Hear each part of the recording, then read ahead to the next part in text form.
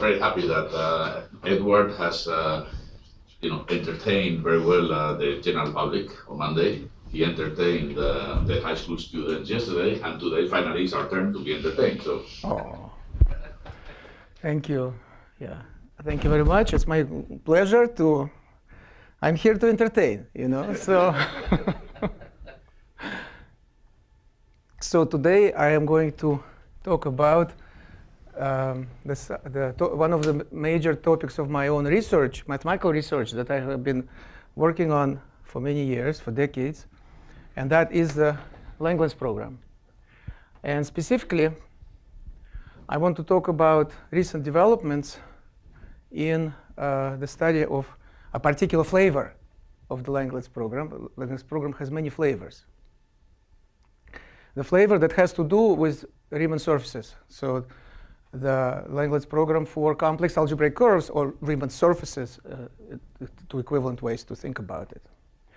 But first of all, I want to give a very brief overview of what this Langlands program is about.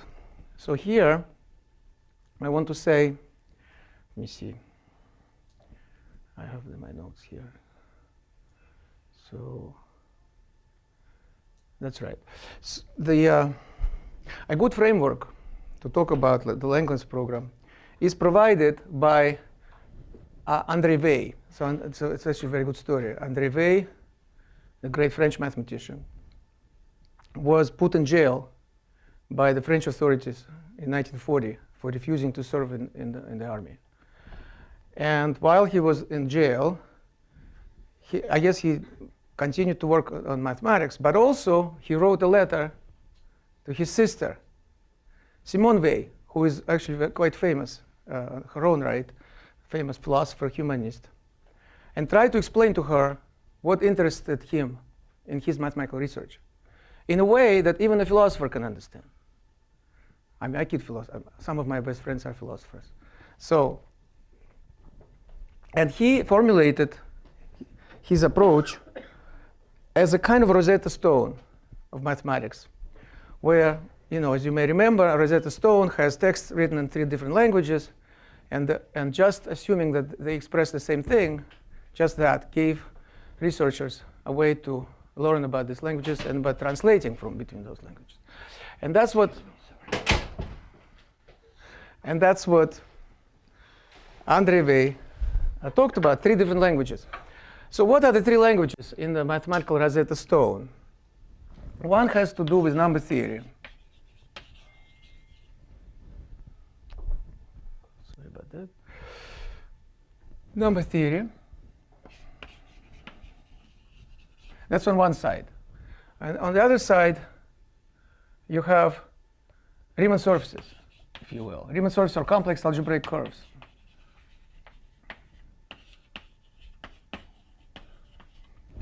And they seem to be far apart. But there is an area in between. And to see that, we have to recognize that Riemann surfaces are the same as smooth projective algebraic curves. Well, let's say compact Riemann surfaces. So anyway, algebraic curves. So curves over the field of complex numbers. But you can consider curves over other fields. And in particular, you can consider curves over a finite field. So here Q is the power of a prime. So then there is a unique finite field with Q elements if Q is the power of a prime. And you can consider algebraic equations over this field, and in particular, the algebraic varieties defined by these equations, and specifically algebraic varieties of dimension 1, that is to say algebraic curves. And interestingly enough, well, first of all, clearly there should be some parallels between these 2 stories, because after all, these are, in fact, for instance, if you have a curve defined by an equation that makes sense over Z, then you can take it mod P, so you'll have a curve over Fp, right? But also you can complexify it, and you get a curve over complex numbers. So actually, there's like an overlap between the 2. But also you can do things like, consider cohomologies, consider sheaves, cohomologies, and so on. And a lot of these things run in parallel. But on the other hand, there are also parallels between these two fields. And the reason is basically that, well, by the way, what do I mean by number theory? I guess there are people in this room who probably know more about it than I do. I started on this side. And in some sense, my life's work was in particular trying to move this direction. There are people who start here, and then they go this way. So, and then we meet in the middle. But we start with the field of rational numbers. When I give public talks about this, I say rational not because they are reasonable. It's because they're ratios. So irrational doesn't mean that they are unreasonable. It just means that they cannot be written as ratios. But you already know that. So the field of rational numbers. It's a field of fractions of a ring of integers to whole numbers. And integers behave very similarly as a ring. It's a ring, right? Very similarly to the ring of polynomials in one variable over a finite field. So both are Dedekind domains, and the structure is very similar. And of course, this is a field of fractions of z, but here we can have the field of fractions of this, and this will be rational functions, and these are so p of t divided by q of t. Both are polynomials, relatively prime. Q is non-zero, right? So that's what I'll call rational functions. So it's like rational fq of p1. So the simplest algebraic curve is the curve of genus 0. It's called the projective line. You can consider projective line over fq or any other field, and consider the field of rational functions on it. It's exactly this, which is very similar, because this is also ratios of two, well, let's not call them p and q, m over n, where m and n are relatively prime integers and not equal to 0. So and then you can consider here extensions, the number of fields which are finite extensions of q. Here you can consider also extensions, but here extensions correspond to covers. And so this way, for instance, elliptic curve would be a double cover of p1, and so on. So these two stories are also parallel. And so André Weil said, what interests me is to see how these different subjects, exploring the analogies between them. And of course, one of the things he did, one of the really spectacular things he did, is trying to, so he borrowed the idea of, from here, which is a Riemann hypothesis, the Riemann zeta function, and the Riemann hypothesis. And from here, he borrowed the idea of cohomology, the idea of finding invariants of geometric shapes, of algebraic varieties, and so on, or more general topological spaces.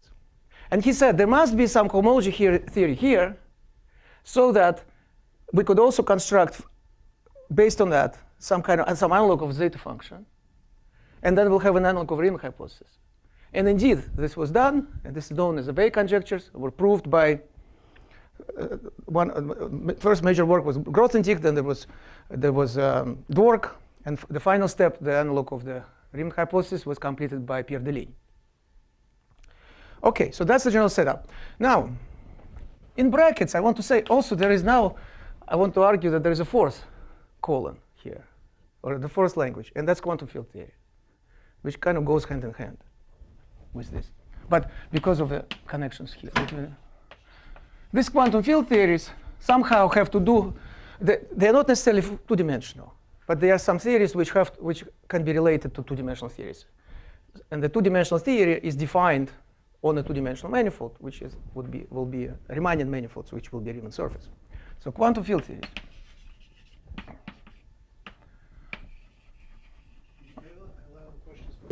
Absolutely. Is it necessary to specify that this is P1 over FQ, or just abstract P1? Well, there is no such thing as abstract P1, so in some sense. So it has to be at least over Z. We could say over Z, P1 over Z. That's fine. No, because if you say P1 over FQ, maybe it means that T to the power of Q is 0 or something. Oh, no. So it simply means that the scalars, the field of scalars is FQ. That's all it means. But let's just, since I already put here, I'm already talking about rational functions, I'm already saying, so in some sense, P1. I mean, strictly speaking, when here we're under the spell of Grothendieck, right? So Grothendieck explained how to treat general algebraic varieties or schemes and so on. The idea being that instead of our old approach of thinking of them as collection of points, which, by the way, is like an idea that everything is a collection of particles, if you think about it. So it's a particle approach in physics. That was a traditional approach. Everything is a collection of particles. But then we realized that those particles are fake in some sense. So they can behave like waves. And so what are they, particles or waves? So then we say, OK, actually, they're neither. They're fields. But what's a field? And they say, OK, well, we know what classical fields are. And what's a quantum field? And then you say, well, I'm sorry, I have a dental appointment. So like that. So free fields we can do, OK? But then things become more sophisticated. But at least we're moving away from this particle paradigm, shall we say, particle point of view. Everything is a collection of particles. In mathematics, I think the one mathematician who kind of exemplified this shift from the particle point of view to the field point of view was Alexander Grothendieck, where the idea was that actually, first of all, you don't want to think in terms of points, but you want to think in terms of space algebra functions on the variety. And if you know the algebra functions, you can find points easily, because points correspond to an ideal. If it's a fine algebraic variety, a point corresponds to an ideal in the ring of functions, which is all the functions which vanish at the given point. But the language is much more flexible, because you can have a ring of functions over R, which doesn't have any R points, like R divided by R of x divided by R by x plus squared plus 1. So it does not have any R points, because there are no homomorphisms to R. To have such a homomorphism is to send x to some number alpha such that alpha squared is -1, because the ideal has to go to 0. But it has complex points. You can send x to I or -I. So that's already an improvement. But then it was more, because he said, in fact, let's not even think in terms of functions, but let's talk about sheaves. Let's talk about the category over the sheaf of functions. And that's like a field in some sense you can think about it. So it's not localized anymore. So some sheaves which are localized, like the skyscraper sheaf. It's very confusing unless you speak in French, because in English, field means two different things. That's right. The blackboard has two different fields on left and right. Because you can have, but is it confusing or is it suggesting something? Good point. So, but going back to the question, so to even talk about this algebraic variety, we should talk about, well, in this case, it's not affine algebraic variety. We should cover it by, for example, two open affine. And to define it, we still have to define the ring of functions on it. And then I would have to, but that ring will be over some field. So therefore, in fact, deep down in the definition of it, there has to be some ground field or ground ring or something. So that's what I indicated here. There's no such thing as P1, absolute P1. Unless you want to think of P1 over Z, over the integers. OK, so that's the answer. Anyway. This F, what was that F? Number fields, finite extensions. They are, so here you have finite extensions to rational numbers. For example, you adjoin I. So you get this field of Gaussian numbers. Or, well, the field of fractions of Gaussian integers. But likewise, here you can do it too. But here we can think about it more geometrically, because if you have some covering, maybe with ramification points and so on, the field of rational functions upstairs is a finite extension of the field of functions downstairs. So it's all in parallel. That's what I was suggesting. Yeah. OK, so the Langlands program, I like to think about the Langlands program in the context of this Rosetta Stone. Now it's more than Rosetta. Now the fourth language is coming in, but initially it was 3. So, and the idea of the Langlands program was to try to solve various questions in number theory by using analysis, by translating them into the language of analysis. And the most famous example, I believe, of this is the so-called modularity conjecture, or also known as Shimur-Tanyama-Wei conjecture, which was proved by Andrew Wiles and Richard Taylor, I think in 1995. And earlier, my colleague at UC Berkeley, Ken Ribbett, showed that it implies Fermat's last theorem. So it's kind of a famous problem. What's happening in that problem? What's happening is that you have a certain equation over the integers, and you want to count the number of solutions when you reduce it mod p for every prime. And that's a hard problem. But it turns out that these numbers appear as coefficients of a modular form in front of q to the power p, where q is the parameter of modular form, the usual, not this q. The q e to the 2 pi I tau. When there is a modular form which you can write as a power series in q. Think about it as a function in the upper half plane, and it's a Fourier series expansion. And then the coefficient in front of q to the p, lo and behold, is the number of solutions, more or less. Maybe you have to, this coefficient. There is a small change of variables, so small transformation. So that's the original type of questions that we want to solve.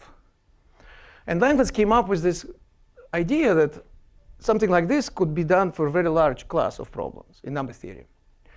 But in those days, this was very well, even in the, so what we're talking about 1967, 1968, when Langlands launched his, what we now call the Langlands program. It was, of course, number theorists have understood very well that these two stories run in parallel, and one can translate Langlands conjectures or Langlands correspondence, whatever you want to call it, for number fields into the language of, this is called function fields. At that time, people didn't think of functions for complex curves. They thought about function field for curves over finite fields. It was very easy to translate. And so the conjectures were formulated by Langlands in both cases, for both cases. This story, though, is a little bit easier. For one thing, we can think about points. So here they have prime numbers. Prime numbers here, they correspond to completions of Q, periodic numbers. Here, prime numbers are points, unlocks are points, because if you have functions on a Riemann surface, you can consider formal Laurent power series at a given point. That's like periodic numbers. So it's a completion which is associated to a given point. So points in here are like primes here. But here there is another completion, which is R. And for a general number field, could be C as well, R or C. These are called Archimedean completions. There are none of them here. And they cause trouble here, in some sense, because they are different from periodic numbers. So that's why, in fact, if you look at the history of the subject, initially, it was a bunch of conjectures. And the first major result, theorems, were proved here, I would say. And so let me give you a very quick sort of sense of what it looks like. So middle column, so function field case, FQ. So X is a curve over a finite field. And you have the field F, which is FQ of X. Rational functions on X. Right? Like, for example, this field in the case of P1. And so then you have also its algebraic closure. Well, people say separable closure because it's a non-separable field, but let's put this, let's not worry about this. So it's let's say algebraic closure. Then we have the Galois group. So this is think about it as the following gadget. You take your curve and you take its maximal covering, possible covering, and take functions on that. That's the algebraic closure. And take the group of deck transformations of this cover. So you already start seeing, it's just a fundamental group. Yes, it's a fundamental group, but there could be ramification. So it's a fundamental group of X. That's one piece of it. Then you can consider a fundamental group of X without 1 point, without 2 points, and so on. So eventually you get a fundamental group of X without all points, or kind of inductive limit. That's what the Galois group really is. It's a group of deck transformations of maximal ramified cover. Think about this geometric. And so the idea is to consider n-dimensional this is the Crowley Grail. You want to understand what this is. Likewise for number fields. And it's hard. So the big achievement in the 19th century was abelian class field theory, in some sense, which goes back to the theorem that of Kronecker and Weber, that if you take the maximal abelian quotient of the Galois group of Q, that's basically just describing it is the same as describing the largest field extension for which the Galois group is abelian. And the statement is that it's what you thought it was, namely the field obtained by adjoining all roots of unity of all orders. So, which means kind of that the Galois group is basically Q over Z. Okay? So, but it's the abelian quotient. Abelian quotient means one-dimensional representations. Every one-dimensional representation of a group factors through its maximal abelian quotient. So then attempts were made to kind of like extend this. It's first homology, yes, cohomology of the Galois group.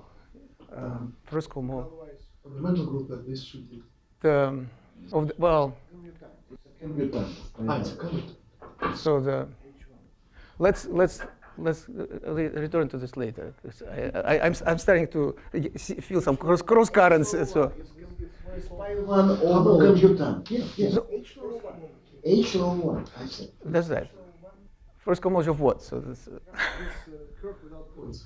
If it's in geometric case, yes, absolutely. So instead of pi1, you take h1 homology. That's right. I thought you were talking about okay. Yeah. No, in the geometric context, yes. So there is a similar result in the function field case. Anyway, this suggests that maybe we should study higher dimensional representations. If the answer for one-dimensional representations is so nice, because to understand one-dimensional representations is the same as to understand representations which one-dimensional which factor through the maximal abelian quotient. So these are the characters of the, and you can always, there is this duality between group and characters, so you can always reconstruct the group from the characters. So that's why the question became, what are the n-dimensional representations? Now, over what field? Let's leave this open for now. N-dimensional representations. Now, okay, since I already said, the first thing you can do is the complex n-dimensional representations. But you want to have some continuity. So there is this topological group with group topology. If you take complex and you take usual topology, it's too restrictive. You will only get continuous homomorphisms will be the ones whose image is finite. So instead, the proper is to find a prime number L, which is relative, which is not different from P, from the characteristic to original field, and consider Adelic representations. So here there's a topology, so you get the topology and continuous representations. Now they're going to have infinite. You can have infinite image. So that's a proper way to do it. But then, of course, there is kind of you introduce an extra parameter, and so the idea is that in some sense they don't depend on this parameter. And which is kind of an embarrassing, I would say, in my opinion, somewhat embarrassing aspect of it, which I think people don't really fully understand what's going on in some sense. At least I don't. Anyway, so you want to classify these. And the idea is that you can classify them by something that of a totally different flavor.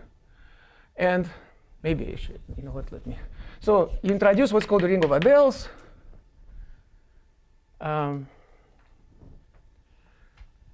And that's a product of all completions of this field. And these completions, they correspond to what's called points, or more precise, closed points of X. But you take what's called a restricted product. So this fx is a completion which is isomorphic to Laurent power series in a certain. So I would like to draw a picture pretending that it's a complex curve, which is it soon will become. And then here X is a point. And so here's a point X. And Tx is a coordinate. And you have this little disk. Think about it. It's a formal disk, really. And they take puncture formal disk. And functions on it are formal Laurent power series, although not necessarily in the original FQ, because FQ is not algebraically closed by some finite extension of FQ in general. OK, so it's a product of Laurent power series. But inside Laurent power series, you have Taylor power series. Formal Taylor power series. And that's called the completion of the ring of the local ring at this point. And restricted means that you consider collections of elements of fx, which are in OX for all but finitely many points. That's what the prime means. So now inside here, you have f itself, because each rational function can be expanded in the Laurent power series in the neighborhood of every point. They're not finitely many. Yes, that's a very good point. So only if you consider FQ points. So for example, here, points are maximal ideals, which are the same as prime ideals because it's a Dedekind domain. And the simplest examples are the ideals which are generated by the polynomial t minus a, where a is an element of FQ. So these are the finitely many points that you're referencing. But in fact, there are many irreducible polynomials of higher degree. Each of them generates, they're all principal ideals. And each of them generates a maximal ideal. And we should think of it as a point, but with values in a quotient of this ring by this maximal ideal, which is going to be finite extension of FQ. It's going to have FQ to some power elements. That power is called the degree of the point. In fact, there are irreducible polynomials of every degree, and that's how you get infinitely many points. It's a slightly different picture from what one would be used to by thinking about curves over C, because C is algebraically closed, so every point. But then C is infinite, so it's also infinite number of points. OK, so F sits in height here, or X, which is a product of OX. Here I don't need to put a prime because it's automatically restricted. And then I want to take GLN of A, F, divided by GLN of F, divided by GLN of O. Now, here I am considering what's called an unramified version. I want to simplify things and restrict myself to homomorphisms which are unramified. Let's me not focus on defining it. If somebody wants to ask me in the end, it's a technical issue, but it makes things a little bit nicer. So then, basically, you take this quotient, and interestingly enough, it has a very nice measure. Well, actually, it's kind of clear because this is the topological group, and this group has a Haar measure, which is left and right invariant, and so this measure descends to the quotient. I will give you an interpretation of, or a definition of this measure, which is much nicer in some sense, much more geometric, much more explicit. But once you have a measure, it's actually a discrete set, if you will. You can take just L2 functions on it. So you get a Hilbert space, defined in the usual way for a measure, for a space with a measure. And then, interestingly enough, there are certain operators here which commute with each other. They're called Hecke operators. And they're also labeled by points. More precisely, there are actually several of them. There is like also I from 1 to n. And so the statement is that eigenfunctions, so for every sigma, call it sigma,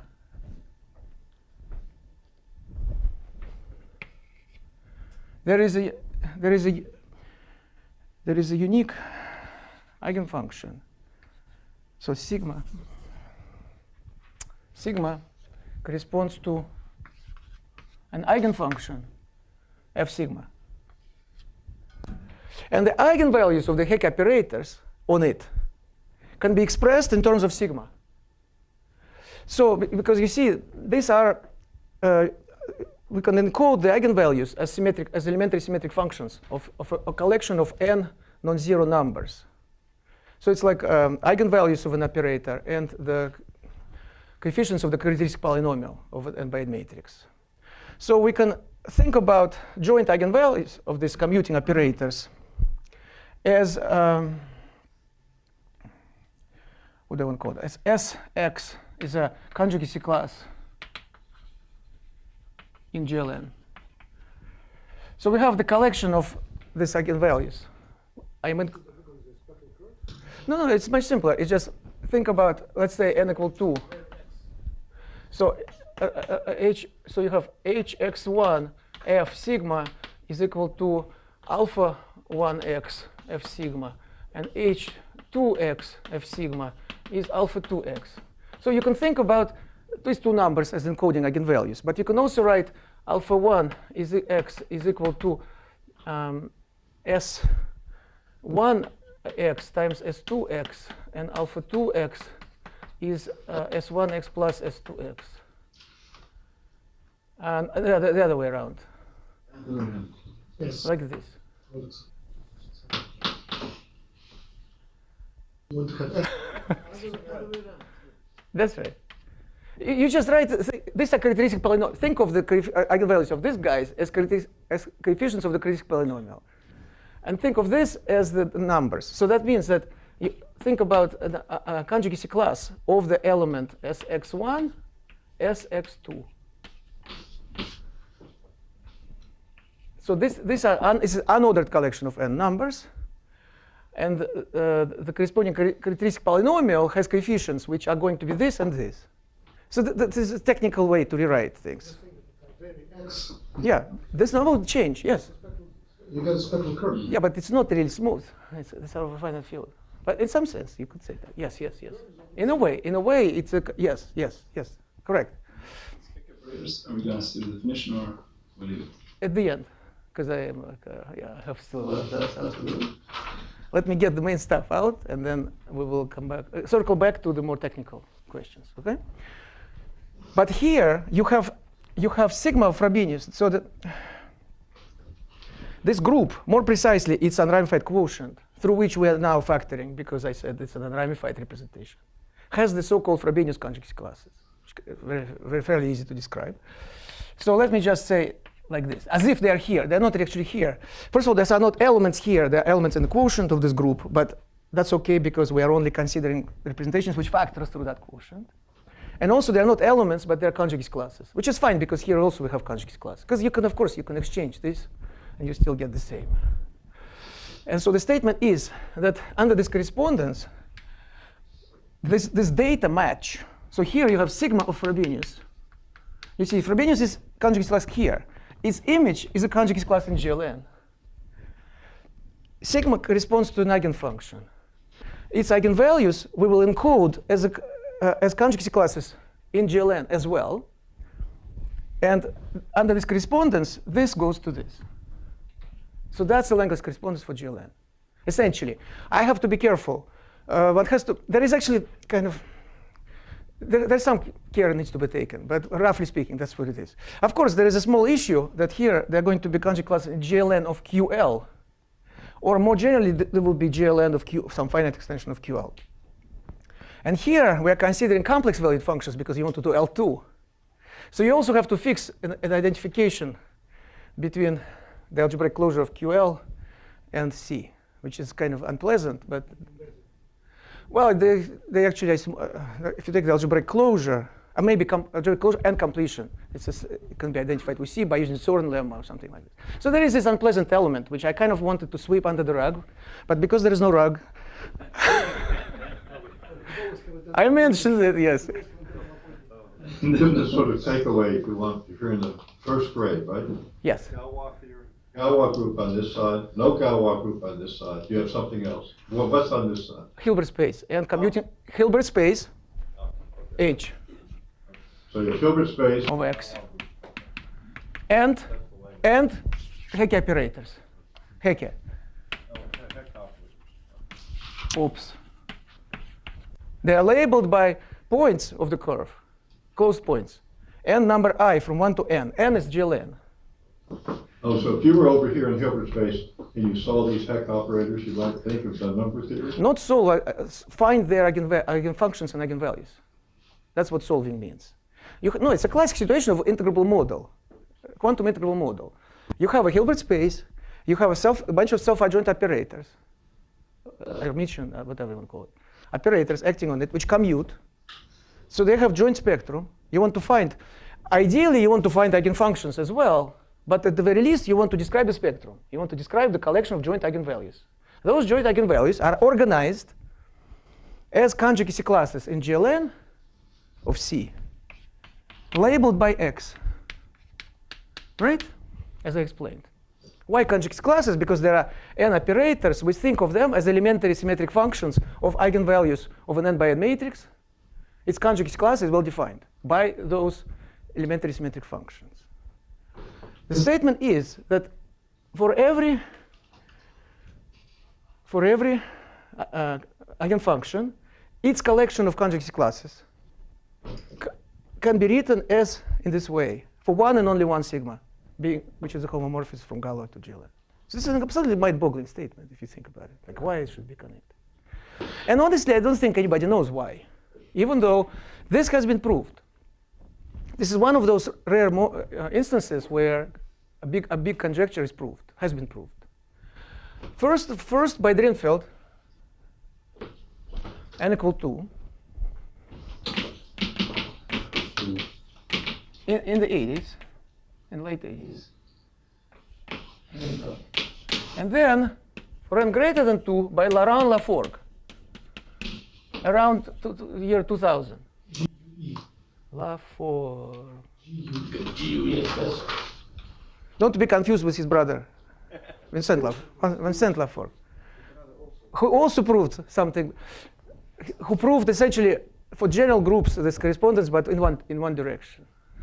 So both, by the way, got Fields medals for this, deservedly, in my opinion, because it's really groundbreaking work.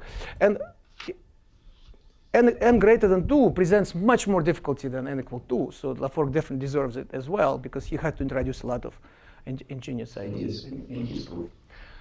OK, so now that's here.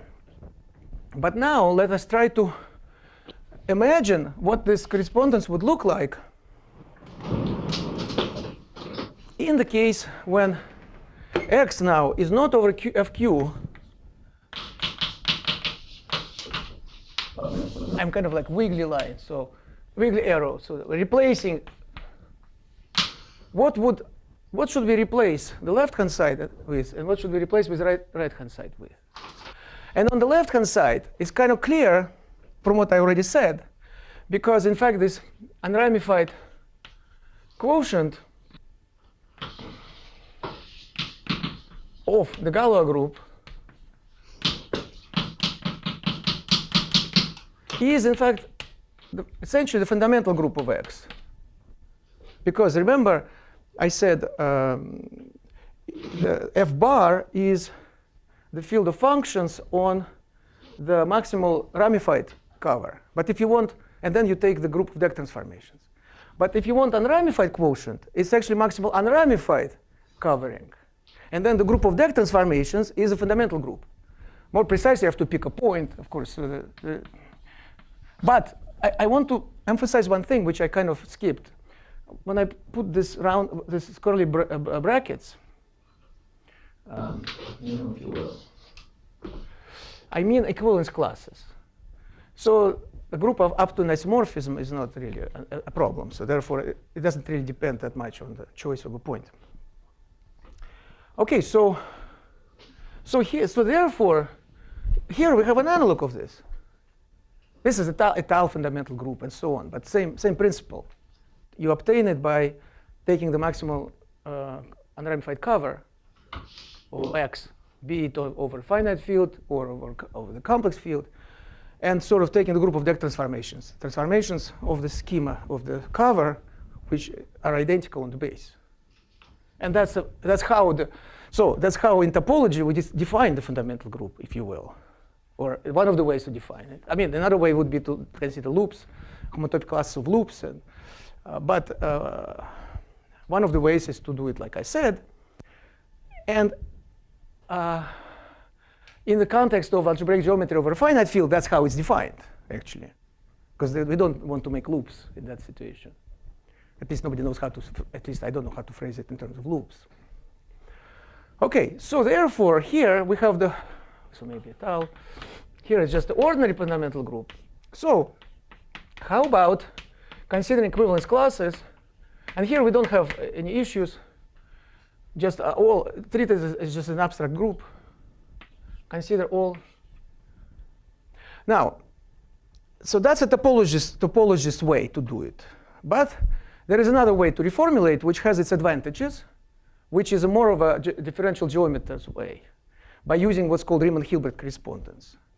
Equivalence classes of representations of the fundamental group are in one-to-one correspondence with equivalence classes of, that's right, Rankine bundles with flat connection. So you can write this as E nabla, right, where E is a rank n bundle, rank n C infinity vector bundle on complex C vector bundle on X, and nabla is a flat connection on E. Then when you look at the horizontal sections, they give you a homomorphism from pi1 to GLN once you fix a reference point. Flat connection on E. But remember,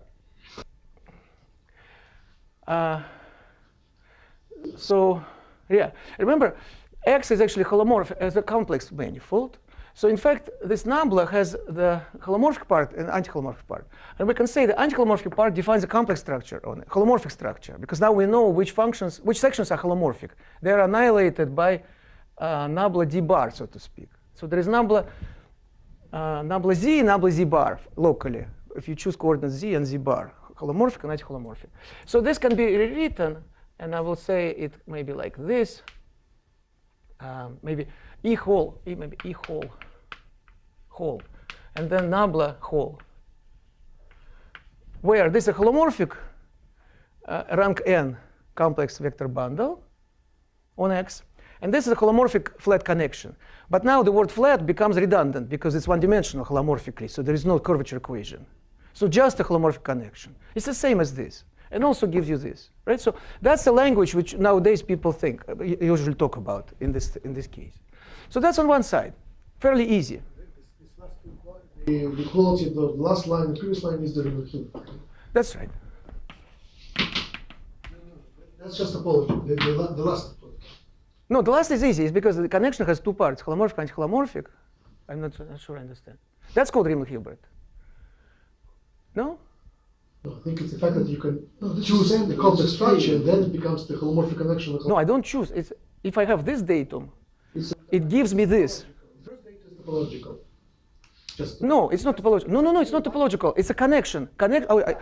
Sometimes people think in terms of local systems. I mean the actual operator. I don't choose complex structure next. Oh, I see. Riemann-Hilbert is more in a holomorphic context. Okay, you're right. Okay, sorry, you're right. So let's say this is Riemann-Hilbert. Fine. I think Riemann would agree with you, but Hilbert, I'm not sure. So, anyway, all right. So what to do with the other thing? I mean, here you have some function, and here there was an insight, and this insight goes back to same André Weil, which, by the way, there's one more wrinkle to the story which I have to share, which is that Langlands, when he came up with these ideas, he decided he was in Princeton, and he thought the closest person to this subject is André Weil. It's like I want to explain it to André Weil, and he wrote this long manuscript, handwritten. It's actually in the archive of the Institute for Advanced Study. He wrote this manuscript, which started out with, by now fame, I popularized it in Love and Math, and so now everybody quotes this. That he said, Professor Weil, I wanted to, he met André Weil in a corridor somewhere, and he tried to explain. And André Weil, my guess is, it's like, okay, we have, next time we'll talk, so kind of run away. But send me a letter, send me like notes. So he sends him the notes. And the cover page says, after talking to you, I decided to summarize my conjectures. And these are really conjectures, and I'm not sure that they're true. So I hope you will give them some consideration. And if not, I am sure, and this is direct quote, you have a waste basket handy. He literally wrote that, okay? And one can see it in I think I have used it as in slides of various lectures. Okay, so André Weil did not throw it into the wastebasket, but he said, through his secretary, he said, I would love to read it, but your handwriting. You know how interesting, like if you look back to the history of mathematics or physics or science, how many interesting sort of anecdotes. Huh? At least he did not use the margins. So he asked him to type it. And he did type it. And this typed manuscript also is available in some archives. I think it's even available online. So André Weil somehow is involved in all of this. But one of the ways in which he is involved, which is very important, is the realization of what this double quotient is. Now, how did they come up with this in the first place, you may ask? Well, for instance, in this setting, for n equal 2, if you don't divide by this, it's more or less the upper half plane. If you for the field Q. So this type of quotients, they were understood to be important. So it was not completely kind of out of the blue. But what Andre Weil explained is that it has in the middle column, and actually also in the right column, in the geometric columns, when we talk about curves, it has a very nice interpretation. It's upper half plane for the Archimedean plane. No, you just yes, you realize it because basically the rational numbers, they kill the non-Archimedean points. So what's left is Archimedes. So there's a slight tweaking that needs to be done, but basically what will be left here is the SO2 is a compact group. The maximum compact, because this is a maximum compact. So you actually, so I think maybe I misspoke when I said we don't need to divide. You divide. You need to I think you need to divide. Need to divide. But at the Archimedean point, you divide by maximum compact of GL2R. left is a Fuchsian group S. Yeah. JLNZ. That's right. That's right. No, so here will be Q. Here will be Adels. Right, but if you do it over Archimedean component, That's right. you get H That's right. and over SL to Z.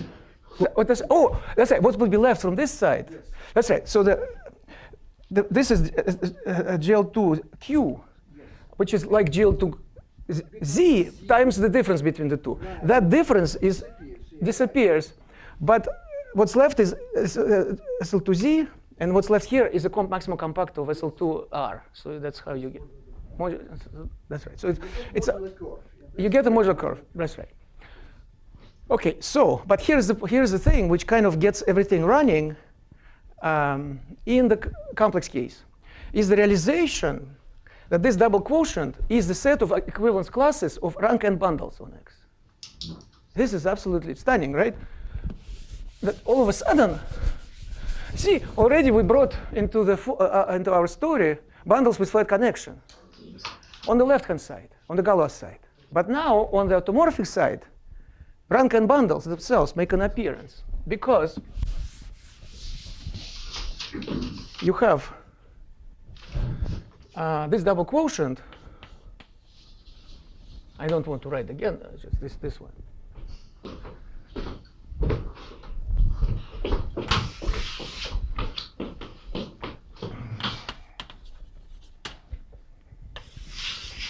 Is the set of equivalence, when I write like this, means equivalence classes of rank n bundles on X, both over FQ and over C. And actually, well, I don't want to say the general fields, but for me, at least in these two cases, let's just say that. And there's this is Andre Weil.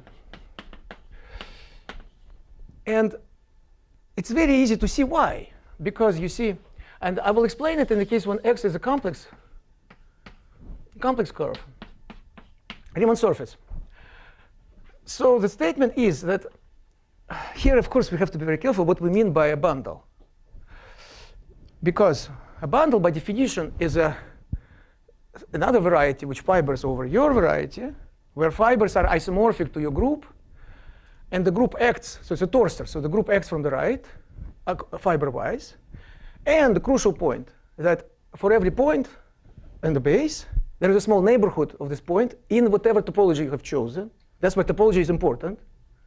That the restriction is isomorphic to the trivial bundle. Trivial bundle means just the product of the base, or in this case, small neighborhood of a point, and GLN. So the bundle means not only that the group acts fiber-wise, that's the first property, but the most important property is that locally it's trivial. But in what topology? So of course, if you want to do it in Zariski topology, then it's obvious that it means it becomes trivial when you remove finitely many points. But in Zariski topology is two cores.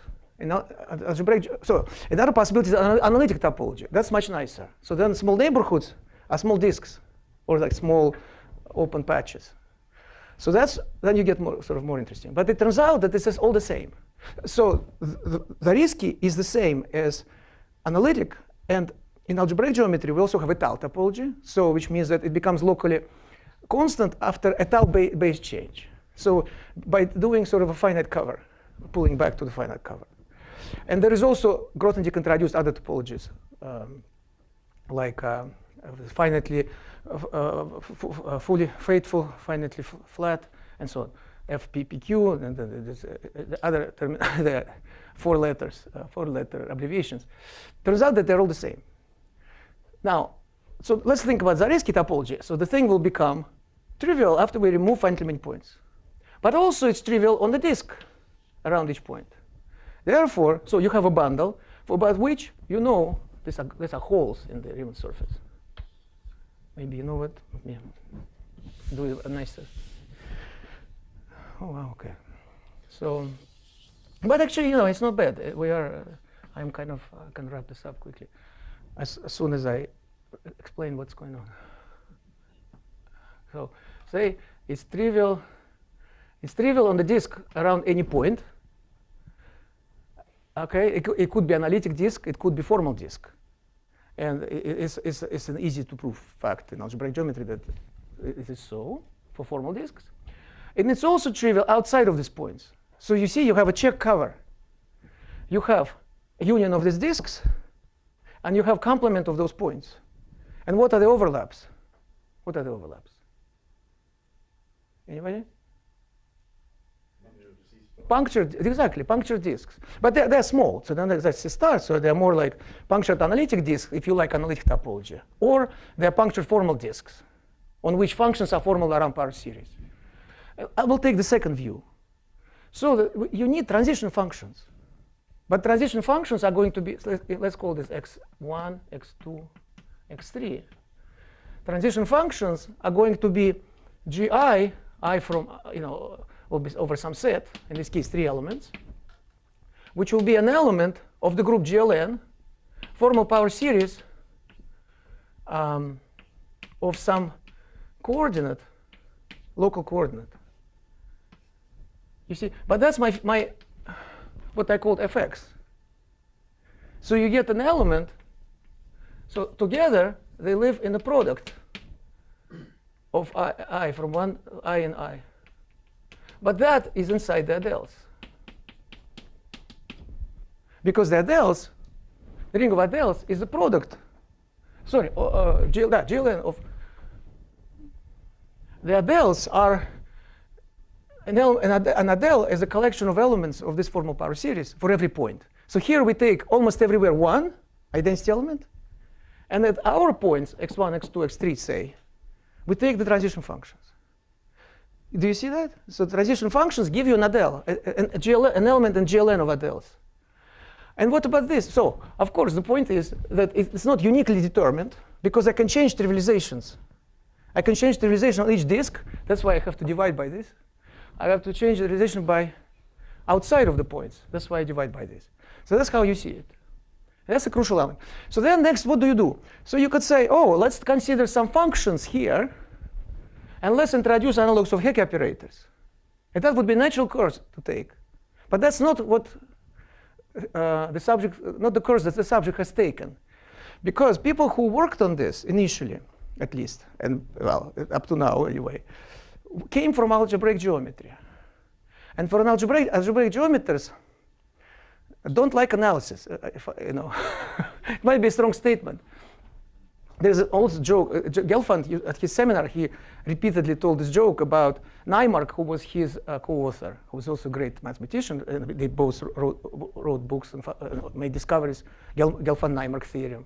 So Naimark, when he was in the army, his lieutenant, his commander, was making fun of him because he knew that he was a mathematician. And he would say, this is not algebra. Here you have to think. And it's in Russian, we say algebra. It's not algebra, it's an algebra. You have to think. And Gelfand would always say, that's what analysis is. It's not algebra. Here you really have to think. So, you see, and I think the people who worked, including myself, in the subject, we wanted to do everything algebraically, which here means holomorphically. But then you don't have holomorphic functions. For instance, if it is GL1, if GL1 n equal 1, what you have is essentially the Picard variety. It's a compact algebraic variety. There are only constant functions on it. So that's why people had to become more creative. And they said, actually, we have to modify the whole thing. And instead of considering functions on it, we'll consider sheaves. Instead of Hecke operators, we will consider Hecke functors. And instead of decomposing, honest to goodness, Hilbert space, let's look at the category of sheaves of a certain kind called D modules, or more precisely, the derived category of D modules, and try to decompose it with respect in terms of eigensheaves of the Hecke functors. So that's how the geometric Langlands correspondence appeared. It's a categorical statement where everything is elevated to the level of categories. Now, I promised to give you a description of the measure here. And the measure is the following, that each bundle has a group of automorphisms. And when, so here is kind of like a remark. If you have P in, and this is called BAN. Drinfeld introduces very nice notation, BAN. So BAN G, but here is BAN GLN. In general, by the way, of course, the story has a generalization to arbitrary reductive algebraic groups and so on. But I am sticking for now to GLN, so to simplify. BAN, so you have BAN, so it's a rank and bundle. But in the case when X is over FQ, so then you have the group of automorphisms. So the measure associated to P, and this again is a discrete set in this case. So to describe the measure, you have to assign a number to each point. And of course, you already guessed the number is 1 divided by the order of the group of automorphisms of P, which is well defined. It's because it's a finite group. So you see, the difficulty is it's not even clear what measure to take when we are over C, because this is going to be some reductive groups over C. You cannot count number of points at infinity.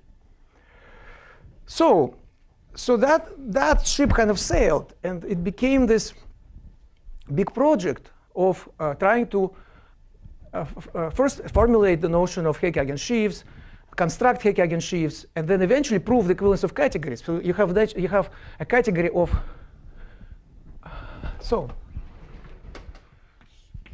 so here you have sheaves now.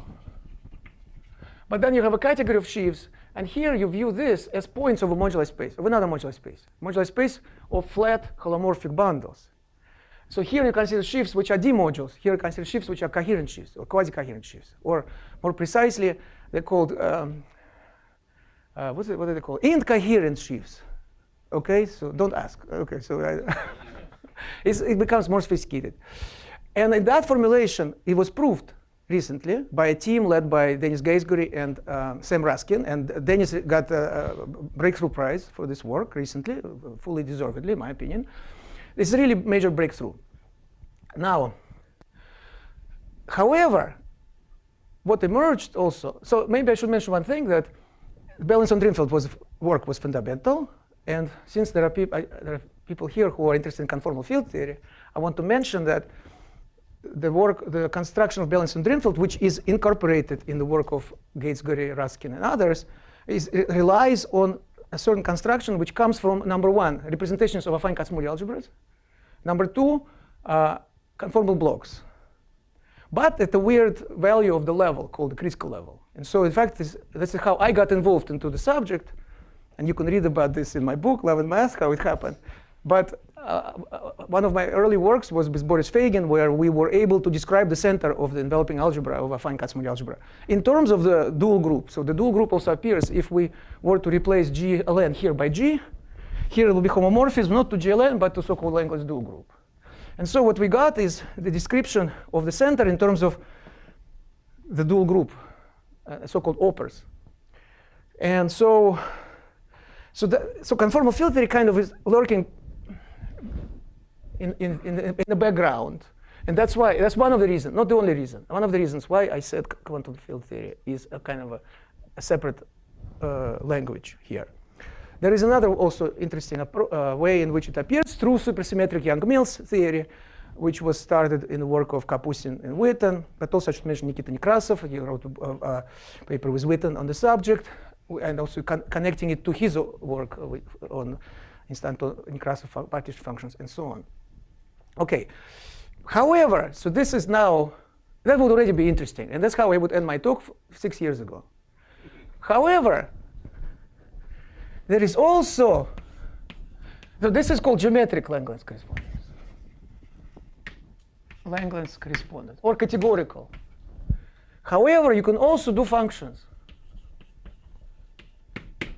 If only you don't mind to bring together left and right hands. If you don't insist on doing everything with the right hand. Holomorphic and anti-holomorphic. And so this is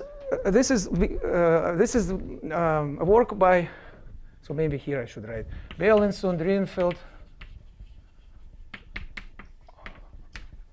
Gaitsgory, and so on. And this is this new version, which we call Analytic Langlands correspondence. Appeared in a series of papers I wrote recently with Pavel Etingof, David Kazhdan, which you can find on the archive. There are 4 papers. If you just search under our names, you'll find a series of 4 papers. Now, my time is up, but I want to explain one thing. What is the measure? Where is the measure? The point is you don't need a measure. You simply take half densities. You take half forms. So, on a manifold, if you want to integrate things on functions on the manifold, you have to pick a measure of integration. But if you consider the line bundle of volume forms and you extract its square root, and you consider sections of that, then you get a Hermitian inner product for free, because if you multiply 2 half forms, so to speak, half densities, you get or 2 sections of the square root of the bundle of top forms. You get a top form, and the top form you can integrate without any choices. So that's what you do, and that in fact corresponds to the critical level, which was already built in anyway. But you need to take, of course, not holomorphic functions, but C infinity functions, and then take the Hilbert space completion. That somehow defeats the purpose, because if I think C in C infinity language, it's the same thing. I mean, the Here. opens the dense subset of your 1G space. That's right. Connections, right? No, but unitary. But we don't want unitary, because here on this side is a complex. Just exists. No, but these are complex. These are not unitary. These are complex. These are calomorphic. Double quotient. Yes. That's right. So, but you could take stable. You can think of them if you like. So, of course, there is the so-called non-abelian. What's it called? Symplectic form by T and point. Sure. You can also do it this way. Sure. But I feel that it's much more direct to say half densities, because you actually have to choose a line bundle. It becomes meaningful if you care about the holomorphic factorization, because then it's Yes, for sure, yes. Because the point is, what kind of operators we are considering as a holomorphic. What Nikita is pointing out is a C infinity manifold. This has different interpretation or as unit modular space of flat unitary connections, or on say Rankin bundles. But here we really want to think about it. When I say C infinity, I don't mean forgetting about complex structure. I don't mean that. I'm just saying bring together complex and holomorphic and anti-holomorphic structures. But you need functions on this space. Not functions, but densities, half densities. And half densities are essential anyway, because it is only then that we have commuting differential operators, for example, acting on it. Symplectic form too, which is you can use symplectic form to have a volume form as well. Yeah. That's an equivalent language. Yeah. All right. you need Goldman. There's Goldman symplectic form. You have a Goldman symplectic form automatically. That's what Goldman did. Let's wrap this up, and then we'll have a discussion, because I feel like I'm going over time. So it's on my. I don't want it to be on my time. Okay, so I wish I had a few more hours to tell you more about this, because there are many interesting applications. For example, to in quantum integrable systems, and so on. But I will, one last thing I'll say, that so you have band G. So in general, you have this band G. You have a certain line bundle on it, which is a square root of the line bundle of volume forms, of the maximum exterior power of the tangent bundle. So in fact, you know, we can take just the open dense subset, which is stable bundles, essentially, or regularly stable in general. So we don't want to have automorphisms, but it's a technical thing. So it is RS, which is actually, band G itself is a stack. And one of the difficulties that of the categorical / geometric correspondence is that it's not an algebraic variety. If the group is non-abelian. For GL1 is a Picard, you can think about the Picard variety, so things simplify. And you get, by the way, for those of you who are familiar with the Fourier-Mukai transform, the GL1 case is closely connected to the Fourier-Mukai transform. So this is, in a sense, a non-abelian Fourier-Mukai transform, what we are doing, if we are doing at the level of sheaves. But at the level of functions, it's actually non-abelian Fourier transform, because for GL1 is in this case, it's really just writing harmonics, interpreting harmonics, Fourier harmonics on the torus in terms of some fundamental representation of the fundamental group. Okay, so there is this line bundle, and then you take the Hilbert space, which is L2 of this L2 completion of the smooth complex supported sections of this. Huh? Because of the symplectic form, which is the same. You could also think of them as functions. But the question, so may I finish this? Okay. So then, what are the operators? So it turns out that the global differential operators, which are holomorphic, there are global differential operators which are anti-holomorphic, and these guys, they are called quantum Hitchin Hamiltonians. So here's another term. There is another connection to an important branch of mathematics. In this case, it's a work of Hitchin about completely integrable systems, in the algebra geometric realization. These are quantizations of Hitchin Hamiltonians whose existence follows from the work of Fagin and myself that I mentioned. They are used very heavily in the geometric / categorical construction. But until our work, at least I'm not aware anybody also saying, but hey, we can also take the anti-holomorphic complex conjugates. And they commute with each other, because holomorphic, anti-holomorphic differential operators commute. And both of them will act on this line bundle, because this line bundle is essentially the product of the square root of the canonical holomorphic one and its complex conjugate. So these guys act here, and these guys act on this factor. That's the first. But in addition, there are also analogs of Hecke operators. HX. So in general, for GLN, there is an additional label I, which corresponds actually to the fundamental representation and the determinant representation, the last one. But in general, they will correspond to reducible representations of the Langlands dual group. They also exist. So in our first work with Pavel, Etingof, and David Kazhdan, we'll focus just on the differential operators and try to set up the spectral theory. But differential operators are not unbounded. And it's very difficult to find what's called the essentially self-adjoint extension of these operators. However, in our second and further and subsequent works, we also introduced the Hecke operators. These are integral operators. They're very similar to the original Hecke operators. And our conjecture is that they're actually compact. And see, I learned something about functional analysis in the process. So they're actually our conjecture is that they are compact. And therefore, they have very nice spectral theory. The Hilbert space breaks down into infinitely many, but into finite dimensional eigenspaces.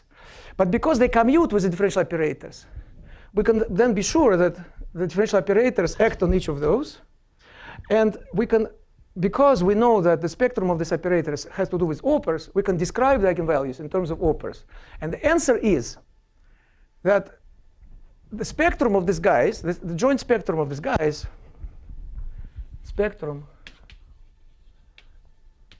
is in one-to-one correspondence with the called LG opers with real monodromy on X.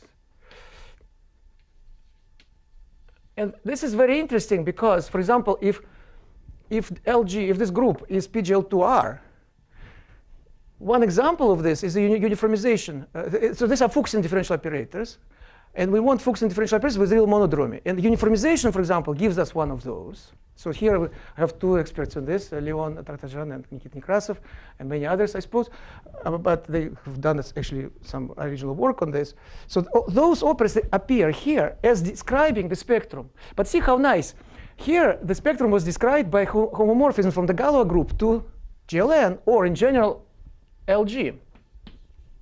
The Langlands dual group, if here I consider G. But now, these Galois data are replaced by these real opers with real monodromy. And this makes a connection, creates a connection between this theory and things like, so there is this description of this real opers in terms of grafting contours. It goes back to Thurston and to Goldman and others. So some very beautiful sort of differential geometry that somehow now becomes part of the analytic Langlands correspondence. So thank you very much.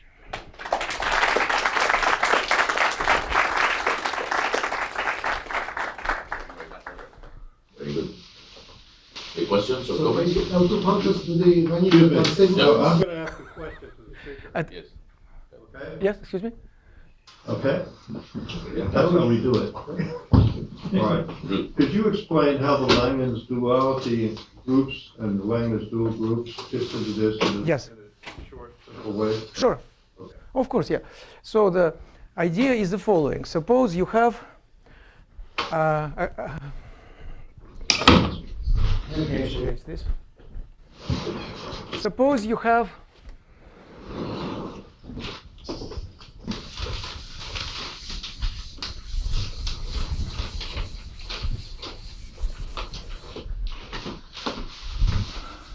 so, oh yeah, and I didn't have time to talk about quantum field theory, but okay. Maybe just I said a few words, but okay. Reductive algebraic group, like GLN, or orthogonal symplectic E8 and so on. Let's say over algebraically closed field, to simplify, over C. Then it has a maximal torus. So it's which is isomorphic to a power of C star, right? At least a set of C complex points is isomorphic to. And this comes with two lattices. You have characters. Well, let's pretend I know what the duality between groups and the Langlands dual is. How does it fit into this story? Oh, you already know it. I thought you asked me to explain what it is. I want to know how it. Oh, but that I already explained. So going back to this scenario, when we are over finite field, I talked about GLN. Suppose I want, so then GLN appears on both sides. And GLN is self-dual, so it's kind of deceiving. Let's do the following. On this side, take the Adels, take the general reductive algebraic group, and take Adels over it, and take this double quotient. Then there will still be Hecke operators. They will be acting on the Hilbert space. On this side. So the question is, what will replace these objects? And this is where GLN will have to be replaced by the Langlands dual group. Okay. Okay. Now, in the complex case, you consider band G, more precisely, the sort of the locus of a variety of regularly stable bundles, which is a smooth, non-compact complex algebraic variety. There is a line bundle, C infinity line bundle of half forms, I call them half densities. There is a Hilbert space associated to it. And on it act some unbounded differential operators, holomorphic and anti-holomorphic, and some bounded operators, at least conjecturally. Initially, they defined actually as bounded, but we believe that they are bound. In general, they're conjecture that they are bounded and compact. And they commute with each other. And we want to describe the joint spectrum of these operators. Kind of like here. Here we have Hecke operators. We want to describe joint spectrum. And the idea is that it can be parameterized by such homomorphisms, where for general G, it will be LG, replacing GLN. so that the data of the Frobenius conjugate classes, or rather their images under sigma, would match the eigenvalues of the Hecke operators. And in general, for a general G, it turns out that the eigenvalues of Hecke operators can be packaged as conjugate classes in the Langlands dual group. This is called Satake. It comes from what's called Satake correspondence. There is a certain combinatorics here, which I'm not explaining, which replaces this idea of substituting conjugate class for the elementary symmetric functions of the eigenvalues. OK, but here we expect something of Galois type for the dual group. And here is what it is. It is what's called LG opers. So these are certain differential operators, you could say, on the curve, which actually correspond to, you can also think of them as a certain flat LG bundles. Oper means flat LG bundle with Borel reduction to LB, I called it, Borel subgroup. So like upper triangle matrices for GLN, satisfying a certain transversality condition. OK? So that's one way to think about it. But the important point is that an oper is, first of all, a flat LG bundle. Therefore, it gives rise to homomorphism from the fundamental group to LG. And here, what appears as the data parameterizing the joint spectrum are the opers with a special property that they have real monodromy. This is a discrete set. Well, conjecture for actually Faltings proved that for GLN, for GL2, for PGL2, it's a discrete set. And I think it's I forgot now whether we have already proved it or not, but it's we believe that it is a discrete set. And actually, interesting enough, this does not have any continuous spectrum, which is weird because here there is actually continuous spectrum, the Eisenstein series. Give you continuous spectrum. In the complex curve case, we believe that there is no continuous spectrum. So the joint spectrum is in one-to-one correspondence with objects of this kind.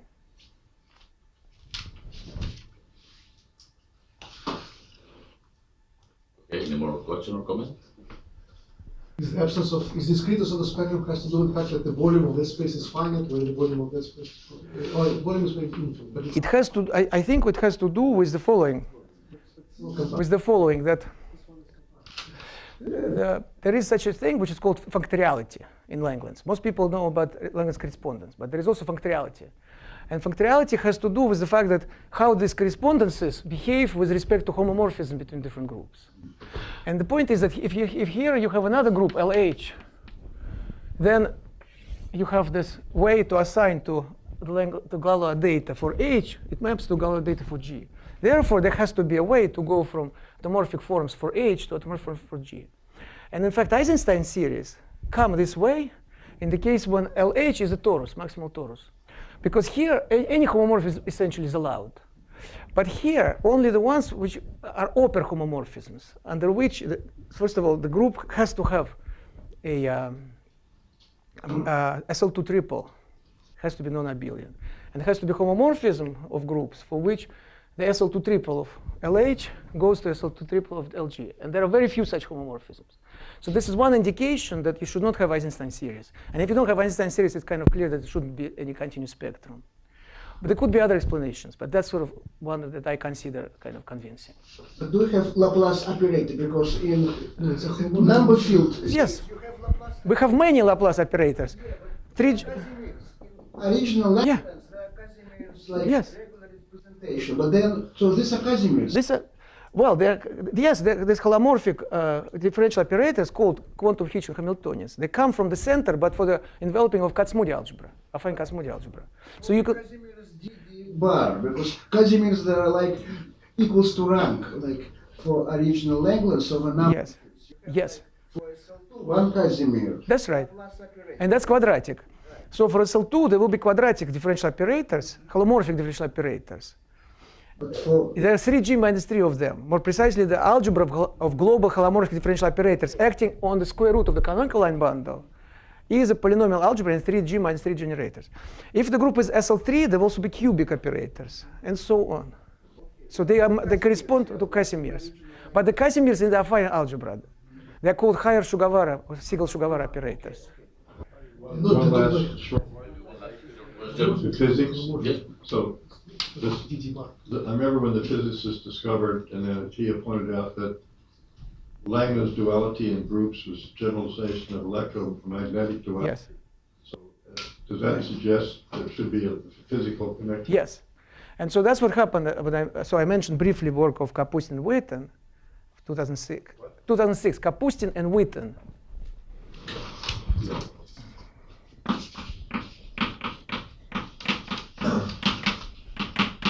I should probably erase this because it's confusing, because in physics alpha is 1/137.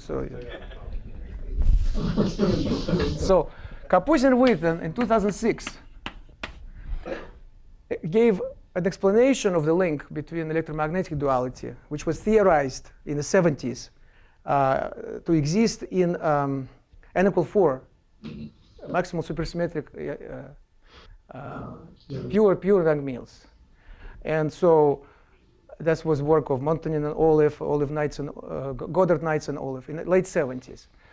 And so what they did is the following. They said if you have this n equal 4, well, they didn't use the term, I think, n equal 4, but essentially consider that. It's a coupling constant. It's a coupling constant. If the group is U1, we know that there is electromagnetic duality with a theory which has basically the inverse coupling constant. So they asked, what if we take the group to be a general compact Lie group? Will there be some theory which is equivalent? And then they saw an interesting aspect of it, that you have the lattice of electric charges and magnetic charges. And they exactly correspond to, electric correspond to characters, and magnetic correspond to co-characters. But then in the dual theory, you have to switch electric-magnetic. That's why it's called electromagnetic duality. So that means you need to have another group in which the two things correspond to the opposite of the original. And that's a Langlands dual group. That's how it appears in electromagnetic duality. How they connected it to Langlands is more complicated. They connected it through the so-called sigma models, with target space being the so-called Hitchin moduli space. And then basically there is an equivalence of categories of A branes and B branes, and that they related to the categorical geometric correspondence. But after Etingof, Kazhdan, and I came up with this analytic Langlands correspondence, Witten also wrote a paper with Gayotto, so this is 2021, I believe, in which they also interpret the analytic correspondence in terms of this, sometimes it's also called electromagnetic duality or S duality for this Hecke, for the supersymmetric Young-Mills. Thank you. Yep. Okay, well, I think that with this we'll end the lecture. Thank you very much. Thank you.